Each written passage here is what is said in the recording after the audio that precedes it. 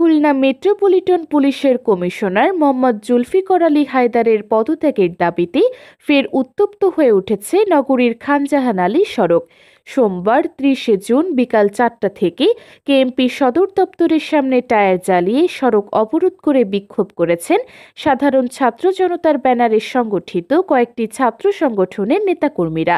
পথ অবরোধ করে বসে পড়েন আন্দোলনকারীরা। টায়ার জ্বালিয়ে যান চলাচলে প্রতিবন্ধকতা সৃষ্টি করেন তারা।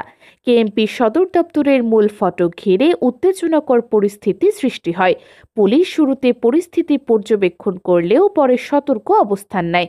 সন্ধ্যা 6:30 পর্যন্ত চলতে থাকা এই কর্মসূচিতে অংশগ্রহণকারীরা জানান, পুলিশের এসআই সুকান্ত দাসকে অন্যায়ভাবে রক্ষা করতেই কমিশনার পদক্ষেপ নিয়েছেন। কমিশনারের প্রত্যক্ষ ভূমিকার কারণেই জনগণের আস্থা আর নেই বলে দাবি করেন তারা।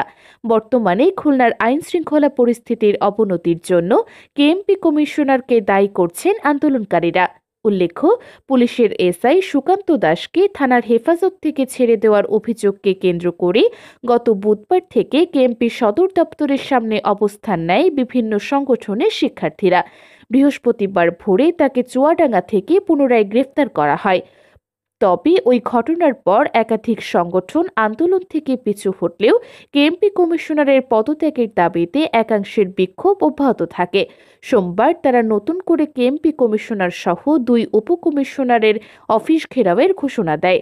ঘোষণা অনুযায়ী বিকাল 4টায় কমিশনার অফিসের সামনে অবস্থান নিয়ে কর্মসূচি শুরু করলেও ডিসি নর্থ ও ডিসি সাউথের কার্যালয়ের সামনে বিক্ষোভের কোনো তথ্য পাওয়া যায়নি।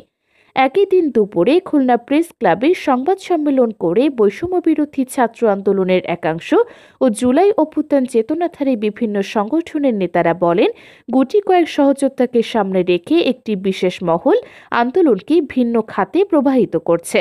তাদের ভাষায়, কেএমপি কমিশনারের পদত্যাগের দাবি প্ররোচিত এবং উদ্দেশ্য প্রণোদিত। এতে প্রকৃত দাবিগুলো চাপা পড়ে যাচ্ছে। বিক্ষোভের জেরে খানজাহান আলী সড়কে দীর্ঘ যানজট তৈরি হয়। ব্যবসায়ী ও যাত্রীদের দুর্ভোগ চরমে ওঠে। সাধারণ মানুষের মনে প্রশ্ন, এসআই সুকান্ত দাসের ঘটনা ঘিরে শুরু হওয়া আন্দোলন কি এখন রাজনৈতিক রূপ নিচ্ছে? কেএমপির পক্ষ থেকে এখনো আনুষ্ঠানিক কোনো প্রতিক্রিয়া পাওয়া যায়নি। তবে একটি সূত্র জানিয়েছে, পরিস্থিতি শান্ত রাখতে আইনশৃঙ্খলা রক্ষাকারী বাহিনী সতর্ক অবস্থানে রয়েছে।